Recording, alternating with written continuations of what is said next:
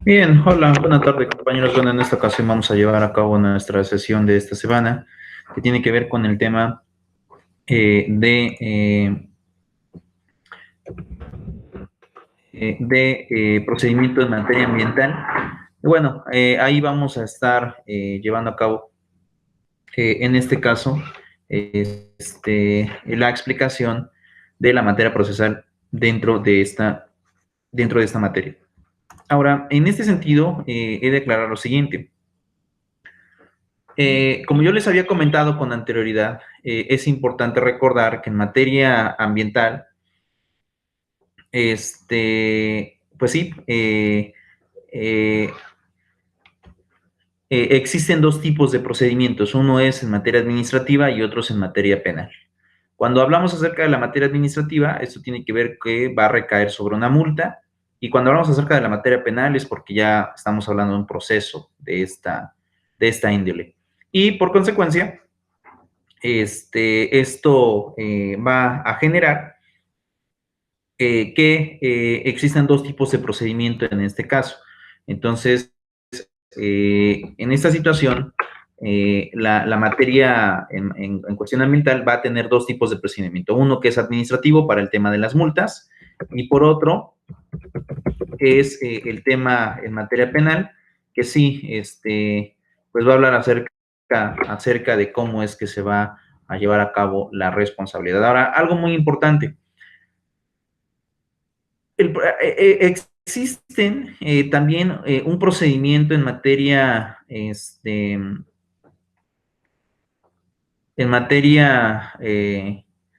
judicial de responsabilidad ambiental, y cómo es que pues se va a estar llevando a cabo. Entonces, en esta situación, lo que voy a hacer primero, antes de ir con el tema del procedimiento, voy a explicarles qué pasa con el tema de los delitos, ¿no? Que al final de cuentas, pues, los delitos son como que más frecuentes en esta situación. Esto implicaría que también tengamos un procedimiento que tiene que adherirse en consecuencia. Entonces, bueno, la primera parte. Existe una unidad especializada de investigación de delitos contra el ambiente y leyes especiales. Eso es algo muy importante. Incluso les estoy mostrando la página de la Fiscalía General de la República. ¿Esto qué quiere decir? Que a nivel federal, la Fiscalía integró una... una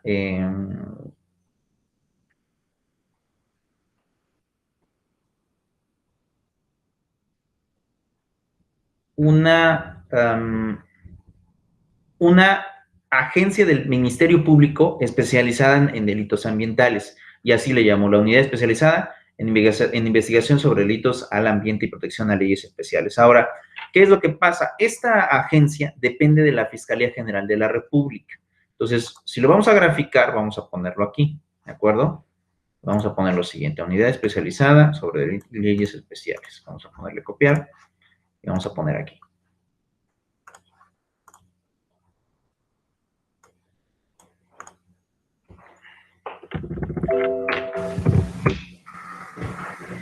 Y tenemos lo siguiente, vamos a poner esta parte.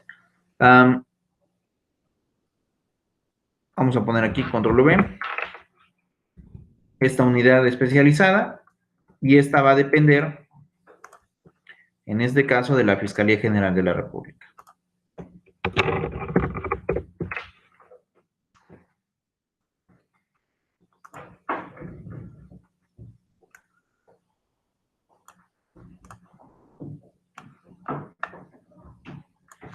Y así es como va a estar. La FGR crea la unidad especializada, y esta unidad, ¿no? Aquí es donde se van a llevar a cabo las denuncias o querellas.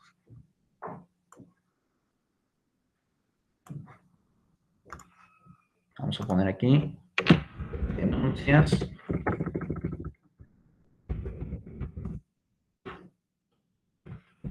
o querellas por delitos ambientales contemplados en el Código Penal Federal. Código Penal Federal. Entonces, aquí es donde vamos a estar teniendo esta regulación subsecuente. Esta es la que va a recibir las denuncias o querellas. Ahora, ¿qué es lo que pasa después? Una vez que esta autoridad recibe las denuncias, va a integrar lo que conocemos ahora dentro del procedimiento, la carpeta de investigación.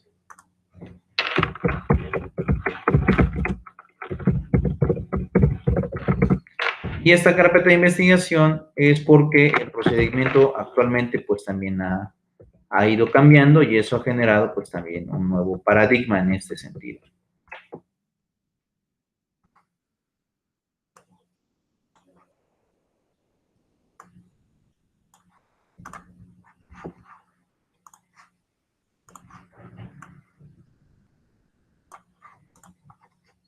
Ahora, la carpeta de investigación, si es que existen detenidos, ¿no? Si es que existen detenidos, vamos a poner aquí.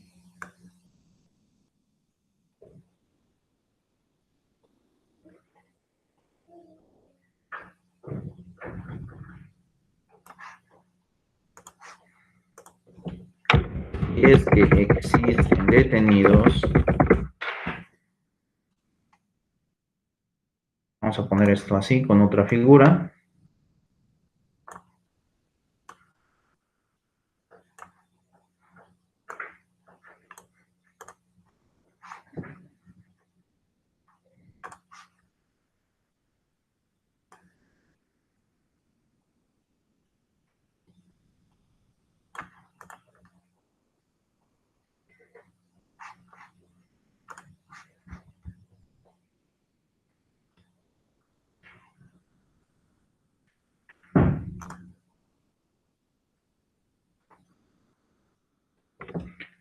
Va a generar una audiencia que nosotros vamos a llamarle la audiencia inicial.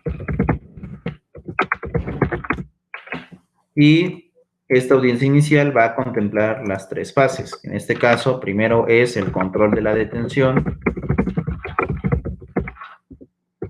la formulación de la imputación, y es con M, y por último, la vinculación a proceso.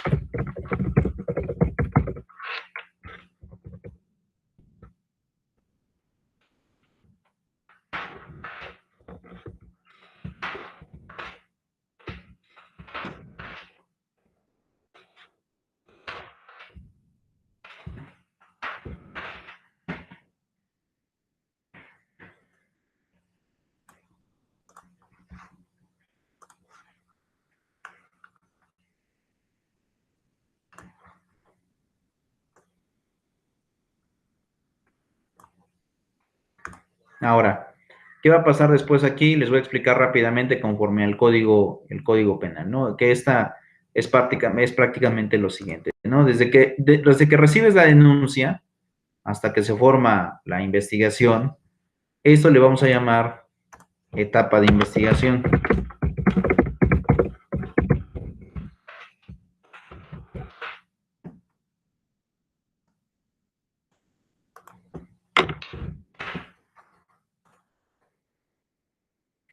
Una vez que ya está dentro de la audiencia inicial, ahorita, a partir de aquí, nosotros le vamos a llamar etapa judicial.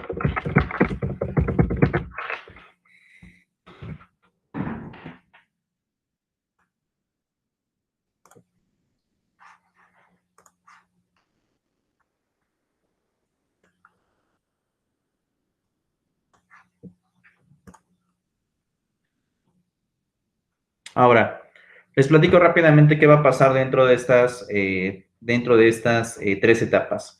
Si es que hay detenido, pues obviamente lo que se tiene que verificar es que hayan existido los elementos necesarios para que la detención haya tenido lugar y haya sido conforme a derecho. Entonces, en este caso, existen dos supuestos en los cuales se puede llevar a cabo una detención de esta naturaleza. Uno de ellos es cuando hablamos de que el delito se está cometiendo en flagrancia, es decir, en el momento del acto, o bien después de la persecución que básicamente se va a dar de sorprendido al sujeto realizando la conducta ilícita, o bien cuando es un caso urgente, ¿no? Es decir, cuando es un delito que pone en peligro de alguna manera a varias personas y es necesario que en este caso se formule la orden de aprehensión correspondiente. Después de eso viene la etapa de formulación de la imputación, que en este caso ya como tal el, el propio Ministerio Público le hará saber de viva voz y de manera directa al probable responsable cuántos años, y mejor dicho, cuántos o qué delito se le está imputando, a efectos de que pues él conozca la causa penal que se le está iniciando y también pueda defenderse. Dentro de esta etapa, ¿no?, del control de la detención, así como de la formulación y vinculación al proceso, se pueden aportar pruebas. En el primer caso, que es el control de la detención, para poder demostrar que la detención ha sido de manera ilegal. Eso es básicamente lo que va a permear. Por otro lado, en el caso de la vinculación al proceso, pues ahí básicamente es tratar de convencer al juez de que no existen elementos que conlleven o presuman la probable responsabilidad del sujeto.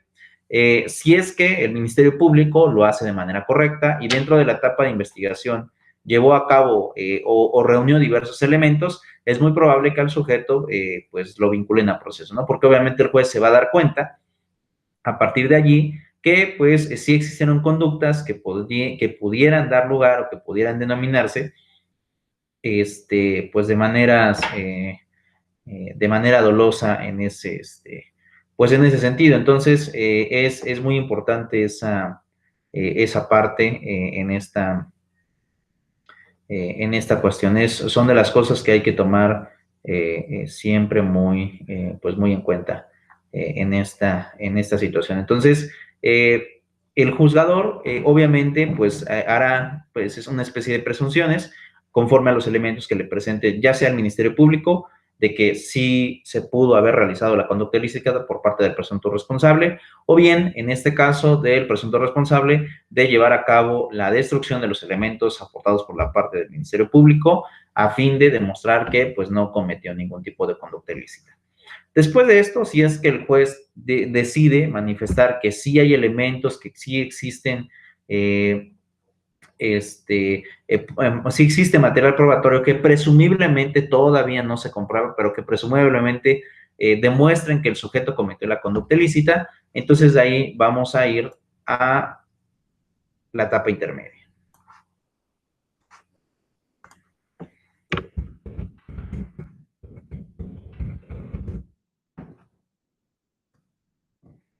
¿Qué pasa en la etapa intermedia? Básicamente se da la depuración de pruebas.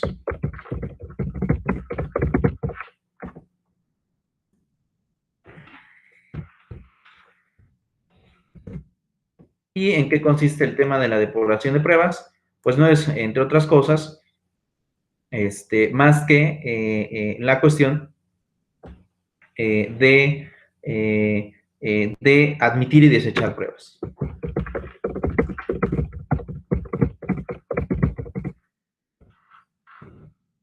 De las partes. Es muy importante porque de alguna forma las partes van a tener la capacidad y la facultad en ese momento de precisar cuáles son las pruebas y los hechos que pretenden probar dentro del juicio. Sin embargo, en este caso, el juez que va a atender la etapa intermedia va a verificar primero si es un hecho que tiene relación con la comisión del delito. Dos, si no hay pruebas superabundantes, ¿no? Es decir, si vas a tratar de probar un solo hecho con 4 o 5 pruebas, no es necesario como tal otorgar tanto material probatorio. Con 1 o 2 pruebas será suficiente. Entonces, en este caso, las pruebas superabundantes, aquellas que tienden a demostrar un mismo hecho, las puede desechar en este caso el juzgador. Y va a ser para las dos partes, tanto para el presunto culpable como también para la víctima, la víctima o el agraviado. Entonces, no por el hecho de que él haga la denuncia quiere decir que él va a tener la razón, no, él también tiene que demostrar, en este caso, que el probable responsable llevó a cabo la conducta ilícita. Y esa es una de las cosas que más me gusta dentro del procedimiento, porque de alguna forma ahí puede refutar, dentro de la propia audiencia, puede refutar el contenido de la misma. A efectos de, en este caso, estar o tener una una situación en donde pues se genere la alternativa de estar en todo momento contrariando lo que hace ya sea la víctima o el presunto responsable. Porque ahí las audiencias son orales, entonces, ¿qué es lo que sucede? Ahí de viva voz vas a tener que tener la habilidad para poder desarrollar, en este caso, la impugnación u objeto del uso de la voz dentro de la audiencia. Entonces, ahí hay que tener mucho cuidado con lo que se dice y básicamente es tendiente a demostrar la comisión de los delitos. Y después de la etapa intermedia, pues vamos a tener a la siguiente etapa, que en este caso es el juicio oral. Y este juicio oral lo que va a tener en cuenta es el desahogo de las pruebas que fueron admitidas en la etapa intermedia.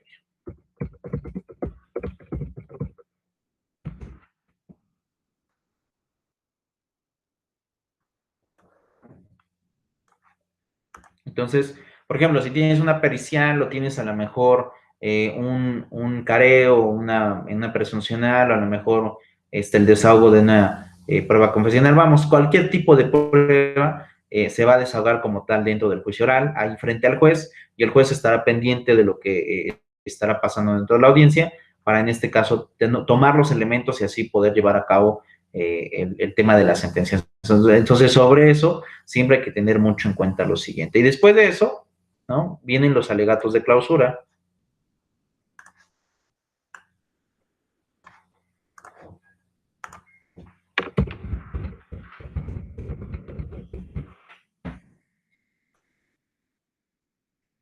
Que básicamente son los razonamientos o el acto procesal por medio del cual las partes tratan de tener una especie de convencimiento del criterio de cada una de las partes hacia el juzgado, ¿no? Y después se cita para sentencia.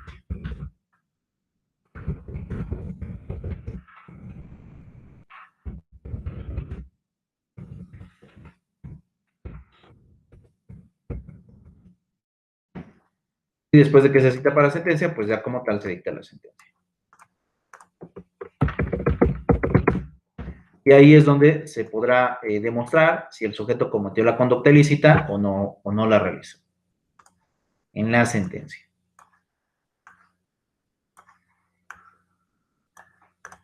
Ahora, algo muy importante, si tú estás inconforme, si es que te condenaron y estás inconforme con esta situación, puedes interponer lo que conocemos como el recurso de apelación, a fin de defenderte de la acusación que se te está haciendo y que, pues, presumiblemente pues no cometiste. Si estás inconforme, puedes promover el recurso de apelación. Y en dado caso de que llegues a perder el recurso de apelación, todavía tienes el amparo directo.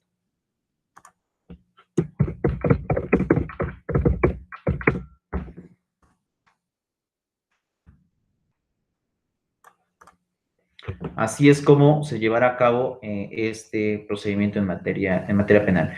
Entonces, existe un largo camino, dependiendo de las etapas procesales en la cual te encuentres, para, en este caso, llevar a cabo el tema del tema de la propia audiencia.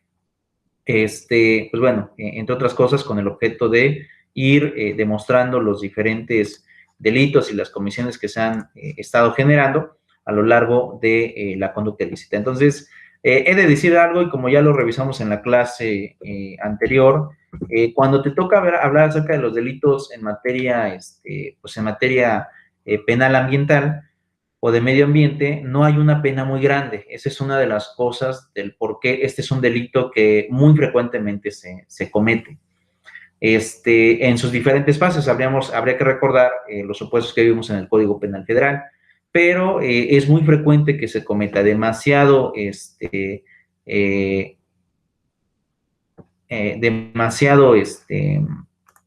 ¿cómo explicarlo?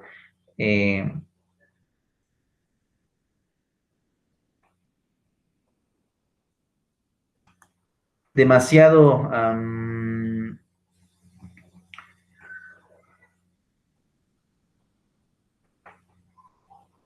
complicado como tal el tema de la sanción, Pero por otro lado, es una de las cosas que más frecuentemente se está cometiendo en el caso del Estado mexicano. Entonces, esa es una de las cosas del por medio de los cuales existe como que un cierto recelo,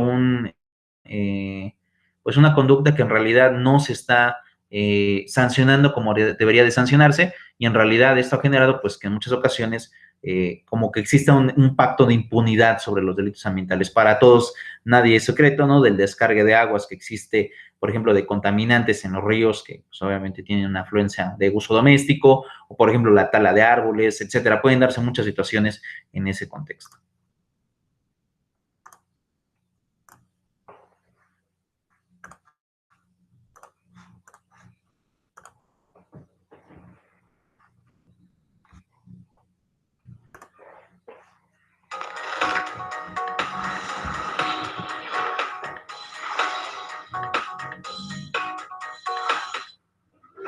México es el quinto país más peligroso para la defensa del medio ambiente. Cifras oficiales apuntan 560 conflictos socioambientales, la mayoría relacionados con la industria minera. Derivado de estos problemas, 122 ambientalistas han sido asesinados. ¿Cuáles son los delitos más frecuentes? ¿Cómo son sancionados? Y sobre todo, ¿por qué es tan importante que los juzgadores reciban capacitación en esta materia? Se lo vamos a decir hoy aquí, en Escuela Judicial. Soy Verónica González. Comenzamos.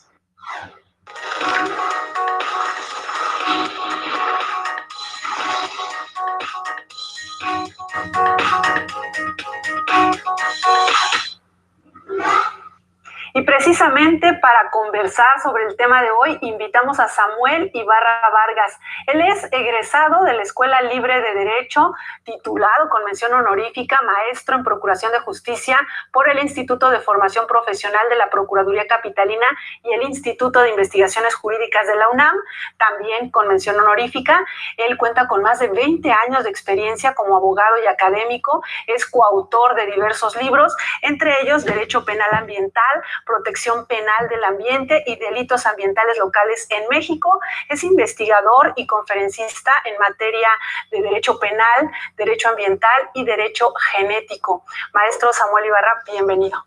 Muchísimas gracias, Verónica. Muchas gracias por el espacio y muchas gracias al auditorio por su tiempo y por beneficiarnos con compartir puntos de vista. Y con este tema tan interesante, fíjense ustedes, según la Interpol, el tráfico de animales es el tercer negocio ilícito más rentable, solo después del tráfico de drogas y el tráfico de armas. Así es. ¿No? Además de esto, que es muy visible, ¿no? El tráfico de animales, ¿qué otras conductas están consideradas como delitos ambientales? Bueno, a nivel internacional, efectivamente, Interpol ha puesto especial interés en este tema junto con la ONU. Y entonces podemos encontrar que en el ámbito internacional, delitos ambientales internacionales, podemos ubicar delitos de vida silvestre, entre los cuales obviamente destaca el tráfico de fauna, pero también delitos de vida silvestre a nivel arbóreo, es decir, el tráfico de maderas finas. Se pueden dar casos en los cuales en Brasil se da una tala ilícita un día y antes de 48 horas ya se está comercializando ilícitamente en Europa, por ejemplo. Tenemos, rápido. Es demasiado rápido. Tenemos ya redes de delincuencia organizada a nivel internacional identificadas por la propia Interpol. Interpol tiene 5 programas, de hecho, para protección de vida silvestre a nivel de delitos ambientales y se coordinan operativos internacionales sobre delitos ambientales. Ahora, esto es en el ámbito internacional, pero en el ámbito nacional tenemos múltiples delitos más, porque tenemos delitos verdes, que son en materia de vida silvestre, tráfico de especies, efectivamente, también tenemos tala de árboles, la venta ilegal de árboles, toda la cadena delictiva que está alrededor, por ejemplo, del tráfico de madera, que abarca desde la tala, la transportación, la comercialización, el acopio y la venta ilícita de madera. Entonces, tenemos todos los eslabones cubiertos ya a nivel federal. Y en algunas entidades federativas ya se ha legislado, como la Ciudad de México desde el 2011, para que no tengamos un problema de que por un vacío legal la delincuencia organizada ambiental le dé la vuelta al ambiente. Ya tenemos regulados en varios estados también estos delitos. Y además hay delitos en materia de contaminación, de actividades altamente riesgosas, por ejemplo, de residuos. Tenemos delitos hasta de bioseguridad, en el marco federal. ¿En dónde está regulado todo esto? Ya nos mencionaba, bueno, en el caso de la Ciudad de México tiene ya su legislación en la materia, pero también hay una legislación a nivel federal, ¿no? Claro, el tema penal ambiental tiene características muy peculiares y entre ellas está precisamente que comparte las mismas problemáticas y las mismas características del derecho ambiental.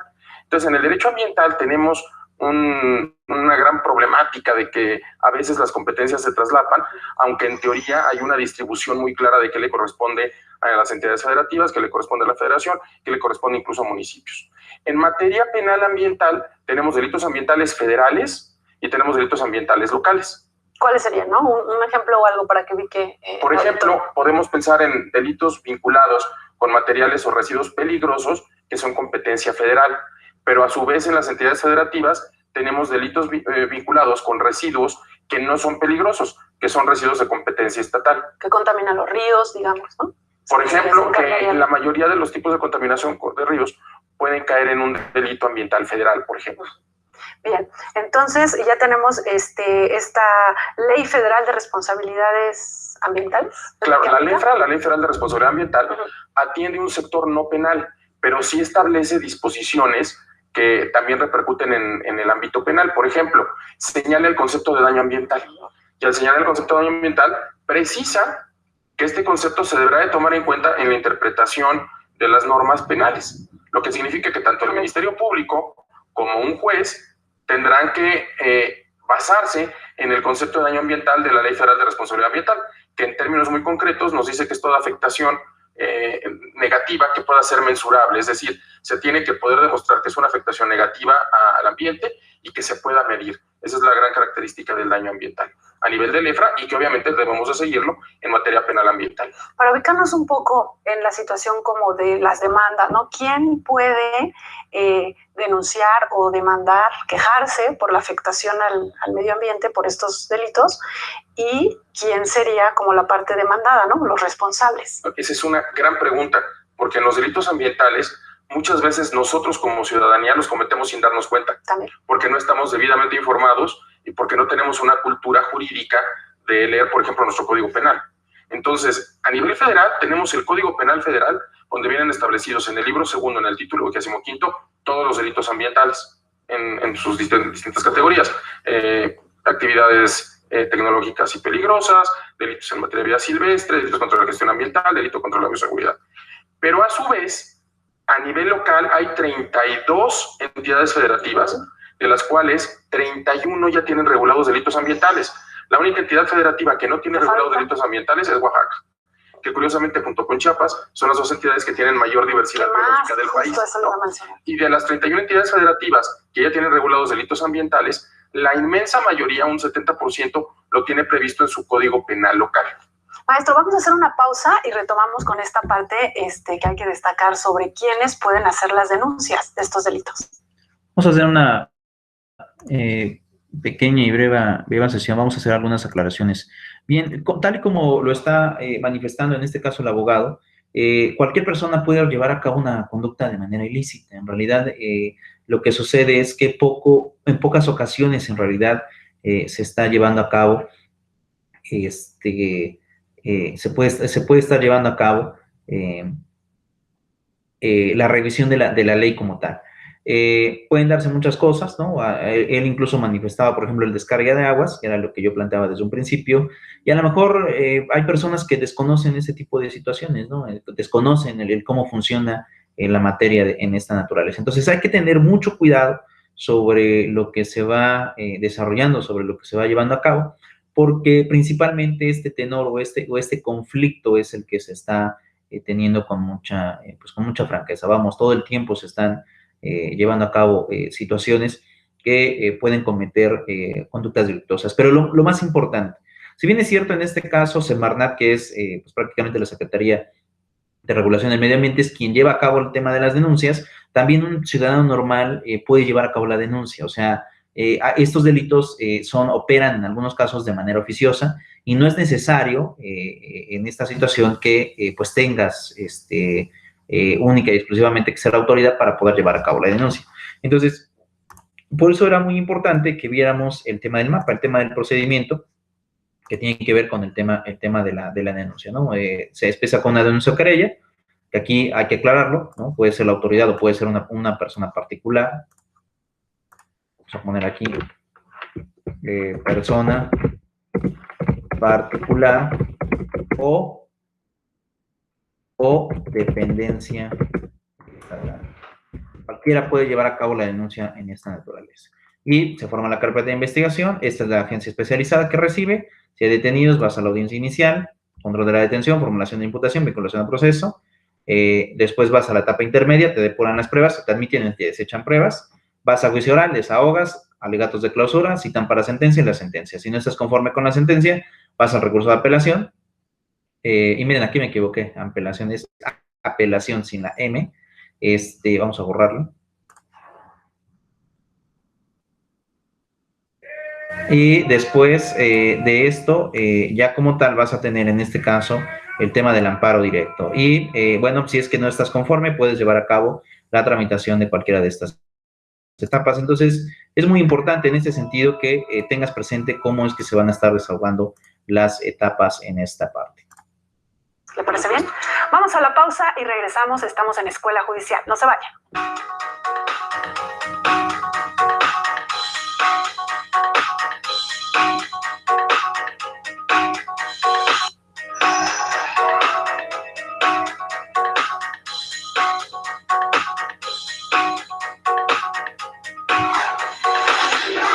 Rápidamente vamos a echar un vistazo a las actividades académicas del Instituto de la Judicatura Federal y regresamos con el tema de hoy.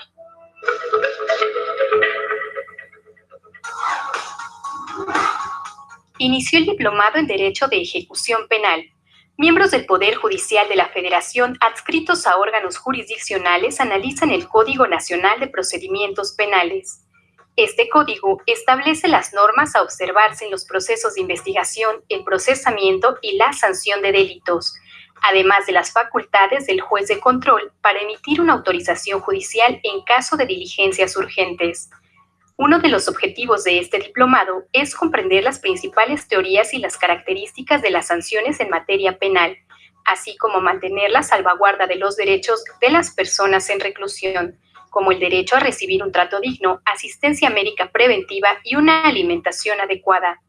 El otorgamiento de beneficios, los medios de impugnación y ejecución de traslados también son parte de este análisis, además de las controversias administrativas y jurisdiccionales, así como las funciones de la autoridad penitenciaria, entre las que se encuentran procurar la reinserción social efectiva, gestionar la custodia penitenciaria y dar aviso al juez de ejecución sobre la extinción de la pena. El panorama del sistema penitenciario en México integra el programa que se imparte a defensores públicos federales en la sede central del Instituto de la Judicatura Federal. Cuando uno ve que se comete un delito ambiental, ¿quién presenta la demanda? Es una pregunta importantísima, Verónica, porque muchas veces pensamos que tenemos que recurrir a diversas instancias para denunciar un delito ambiental, y es tan sencillo como que vayamos con el Ministerio Público que tengamos más cercano y presentemos la denuncia de hechos que consideremos que pueden estar afectando al ambiente. Normalmente va a ser un delito ambiental, y entonces, aunque lo presentemos a un Ministerio Público local, si el Ministerio Público local se percata que es un delito federal, lo tendrá que turnar precisamente a la Fiscalía General de la República. Y a la inversa, si denunciamos ante la Fiscalía General de la República, no pasará que si es un delito local, se haga del conocimiento de la autoridad local. Ahora, ¿qué necesitamos para denunciar? Nada, simplemente ubicar los hechos y llegar y narrar esos hechos ante la autoridad ministerial. Pero previo, como mencionaba ahí entre el corte, es necesario también que como ciudadanos estemos familiarizados, ¿no?, con el tema de cuáles son los delitos, echarle un vistazo a las leyes que hay en la materia. No se necesita ser abogado para estar interesado en estos temas. Claro, y basta con que sepamos que todo lo que significa ambiente en nuestros ecosistemas existe una protección penal. Podemos tener una protección penal de la fauna, podemos tener una protección penal incluso de fauna domesticada, es decir, de competencia local, como pueden ser delitos en materia de crueldad animal en muchísimas entidades federativas. Que se ve muy a menudo. Desgraciadamente cada vez es más frecuente. Y entonces podemos presentar denuncias en contra de estas conductas. ¿Y quién las puede presentar? Cualquiera de nosotros. Normalmente son delitos que se persiguen de oficio, porque además, si estamos protegiendo al ambiente, y digámoslo así, somos víctimas y victimarios. Nosotros estamos sufriendo las consecuencias de esos delitos y nosotros podemos bajo el concepto de una protección ambiental que nos corresponde a todos, porque hay un derecho constitucional a un ambiente sano que tenemos todos ese derecho, entonces podemos denunciar cualquier delito que cometa cualquier persona, hasta en otra entidad federativa incluso. Cuando se habla de esto de los delitos ambientales, a veces solo visualizamos, por ejemplo, descargas, ¿no?, de residuos tóxicos en un río, o que se echa a perder ahí un manglar, ¿no? Pero mencionaba usted que también como ciudadanos podemos incurrir en un delito. No siempre son las empresas las que están cometiendo estas conductas. Claro, las empresas tienen un régimen, sobre todo a nivel federal, tienen un régimen mucho más severo y de sanciones que pueden llegar incluso hasta desaparecer una persona moral, que son sanciones propias del derecho penal, en cualquier caso cuando una persona moral está involucrada. Pero específicamente aquí en la Ciudad de México, por ejemplo, tenemos delitos que todos los días cometemos y no nos damos cuenta, como un manejo inadecuado de residuos, por ejemplo. Algo tan sencillo como que el aceite que utilizamos en casa se vuelve un aceite gastado y requiere un manejo especial. Y ese manejo especial, pues no lo llevamos nosotros. Normalmente en la misma tarja le echamos el aceite gastado y eso no es posible jurídicamente. Y se genera la contaminación ahí. Claro, y se da una contaminación que se va acumulando. ¿Y qué provoca esto? Que nosotros podemos pensar, pues es una cuestión de una tacita. Bueno, lo que se genera es, concretamente en la Ciudad de México, y lo hemos estado sufriendo en los últimos años, se da una acumulación de grasa a nivel de cárcamos, o sea, una acumulación de grasa en las calles, en donde nosotros vemos que hay una coladera, ahí se está acumulando todo. Y cuando llueve en exceso, se tapan, gracias a la basura y a la grasa que nosotros mismos como ciudadanos, desgraciadamente, estamos vaciando. Y lo que se genera es que obviamente donde tenemos, por ejemplo, fuentes de aguas negras, cuando se da un exceso de lluvia, eso se debe a que no tenemos un adecuado manejo de residuos. En este contexto, ¿por qué resulta de gran importancia la capacitación o la actualización, ¿no?, de los conocimientos de los operadores del sistema jurídico? Ahí vamos a dejar lo que es importante, y aquí sobre esto quisiera recalcar lo siguiente. Como bien se señala, es muy importante que se tenga conciencia primero del desgaste que se tiene en el medio ambiente, pero por otro lado, la responsabilidad que cualquiera de nosotros puede llevar a cabo en el tema de las denuncias. La cultura de la denuncia es muy importante y, como decía hace un momento, la mayoría de los delitos son de oficio. ¿Qué quiere decir esta palabra? Pues que con que un ciudadano vaya y denuncie, la autoridad va a llevar a cabo la investigación correspondiente por sí sola. No es necesario que la persona que denunció contrate un abogado para que se castigue al delincuente. No es necesario. La propia Fiscalía General de la República es quien lleva a cabo en esta situación la investigación correspondiente para poder llevar a procedimiento a un sujeto. Entonces, eso hay que tomarlo muy en cuenta. Pero bueno, les decía, también existe otro tipo de responsabilidad, que en este caso está regulado en otra ley diferente, ¿no? Este procedimiento que yo hace un momento les enseñé, eso se me olvidó, está en el Código Nacional de Procedimientos Penales. El Código Nacional de Procedimientos Penales.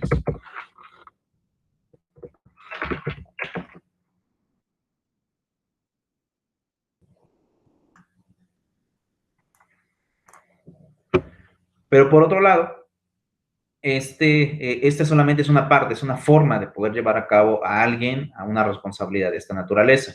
Por otro lado, por ejemplo, tenemos a la responsabilidad en materia de la Ley Federal de Responsabilidad. Ahora, ¿cómo viene el tema de las multas? Porque eso era lo que ustedes a lo mejor llegaron a tener duda. Bueno, en el caso de los delitos está en el Código Nacional de Procedimientos Penales y en el Código Penal Federal. En el caso de del procedimiento administrativo que va a recaer sobre la multa, existe este capítulo, el capítulo 3 de la Ley de Responsabilidad Ambiental, donde nos habla acerca de la acción y cómo es que se va a fungir este procedimiento. Y vean, artículo 27. Las personas e instituciones legitimadas conforme al artículo 28 de esta ley podrán demandar la responsabilidad ambiental y el cumplimiento de las obligaciones, pagos, prestaciones previstos en este título en términos de lo dispuesto por la presente ley, el Código Federal de Procedimientos Civiles o de conformidad con la ley federal que regule los procedimientos judiciales a los que se hace referencia el artículo 7 de la Constitución Política de los Estados Unidos Mexicanos. Se reconoce en derecho e interés legítimo para ejercer acción y demandar judicialmente la responsabilidad ambiental la reparación, compensación de los daños ocasionados al ambiente, el pago de la sanción económica, así como la prestación a que se refiere este título. 1. A las personas físicas habitantes de la comunidad adyacente del daño ocasionado al ambiente. Entonces, esa es la parte importante. ¿Quién puede llevar a cabo la denuncia? Un ciudadano cualquiera. No es necesario que pertenezcas, en este caso, a alguna dependencia.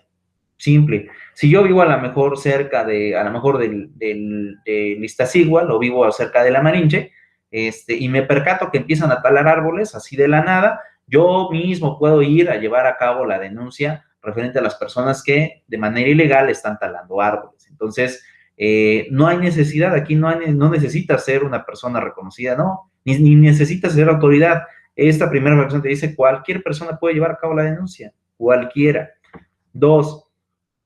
Las personas morales privadas sin fines de lucro cuyo objetivo social sea la protección del ambiente en general o de alguno de los elementos cuando actúen en representación de algún habitante o comunidades previstas en la ley. Entonces, las personas morales, recuerden que son aquellas agrupaciones, ¿no?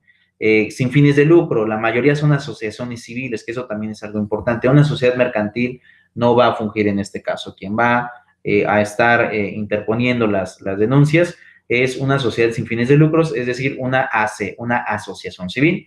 Y te dice, siempre y cuando estas AC se dediquen a la protección del medio ambiente. Por ejemplo, actualmente existe una organización o una persona moral muy reconocida a nivel global que se dedica a la protección del medio ambiente y se llama Greenpeace. Esta persona moral lleva a cabo la investigación de los delitos ambientales en su gran mayoría. Y bueno, en México también existen, también están constituidos legalmente, es decir, obtuvieron su acta constitutiva y actualmente también pueden llevar a cabo denuncias. Está la Federación a través de la Procuraduría, es decir, la propia Procuraduría General de la República o ahora Fiscalía General de la República. Si se percata de una actividad delictuosa, ella misma por sí sola puede interponer la denuncia. Y están las procuradurías o instituciones que ejercen funciones en protección ambiental de las entidades federativas y del Distrito Federal en el ámbito de su circunscripción territorial, ¿no? Que en este caso es, a nivel estatal también tenemos autoridades de protección al medio ambiente, entonces ellas también pueden llevar a cabo la denuncia correspondiente para pues, castigar a los delincuentes. Las personas morales referidas en la fracción 2 de este artículo deberán acreditar que fueron legalmente constituidas, es decir, que tengan acta constitutiva. Pueden ser, en este caso, mejor dicho, es por notario público. Si no tienen esta acta constitutiva, si no fueron al notario, no pueden llevar a cabo porque sí tienen que probar que son una asociación conforme a la ley. Dice, por lo menos 3 años antes a la presentación de la demanda por daño ocasionado al ambiente. Asimismo, deberán cumplir con los requisitos previstos en el Código Federal de Procedimientos Penales. Que esto les dice, bueno, no puede ser una persona moral, en el caso de la fracción 2, que no haya tenido al menos 3 meses de haberse formado, ¿no? Entonces, eso sí es algo bastante, 3 años, perdón, de haberse formado, eso es algo bastante relevante en ese sistema. La acción a la que hace referencia el presente título prescribe en 12 años, entonces eso también es algo muy importante. Existen 12 años para que se pueda llevar a cabo la denuncia, 12 años, eso también es fundamental. No por el hecho de que ya pasó un año, no, pues ya no se puede hacer nada, no, 12 años tienes para denunciar a aquellos que estén cometiendo delitos ambientales. El Poder Judicial de la Federación contará con juzgados de distrito con jurisdicción especial en materia ambiental. En ausencia de los anteriores, serán competentes de conocer los procedimientos judiciales de responsabilidad ambiental a los que hace referencia el título de los jueces de distrito que correspondan a la materia. Entonces, eso es algo muy importante. Solo en la Ciudad de México existen este tipo de tribunales en materia ambiental. En las demás ciudades del país, pues simplemente están, no hay esa especialización, pero ellos son los que conocen. Ahora, eso es algo muy importante. ¿Qué tipo de elementos de prueba puedo manifestar en un juicio administrativo? Entonces, vean lo que dice el artículo 35. Para acreditar los hechos o circunstancias en relación al estado base, el daño ocasionado al ambiente, así como el nexo causal, las partes y las autoridades podrán utilizar fotografías. Vean, ¿qué se pueden ocupar? Fotografías de imágenes de satélite, estudios de poblaciones y en general toda clase de elementos aportados por la técnica o ciencia, que en este caso son las periciales, cualquier tipo de pericial. O sea, en los casos del Código Federal de Procedimientos Civiles, en donde otorgue valor probatorio, estos medios de prueba constituirán indicios. Entonces, vean todo lo que se puede aportar dentro de material probatorio dentro de estas denuncias. Entonces, es algo fabuloso. El Estado se determinará a partir de la mejor información disponible al momento de su valoración. El nexo de causalidad entre el daño ocasionado y la conducta imputada al demandado debe probarse en la sustanciación del juicio, que es decir, aquel que denuncia tiene la carga de la prueba. Es decir, no solamente basta con que denuncies en materia administrativa, en el caso de las faltas, ¿no? En materia penal, ahí sí, con que denuncies, la autoridad se hace cargo de lo demás. Pero en materia administrativa, que es lo que ven en la Ley de Responsabilidad Ambiental, no. Si tú estás denunciando, tienes que probar que sí se cometió la conducta delictuosa por parte de los sujetos pasivos. Pero bueno, al final se dictará una sentencia y conforme a la sentencia es como se va a estar dictaminando esta parte. Pero en fin, hasta aquí dejarles la sesión del día de hoy. Nos estaremos viendo la próxima semana. Por mi parte es todo. Hasta luego.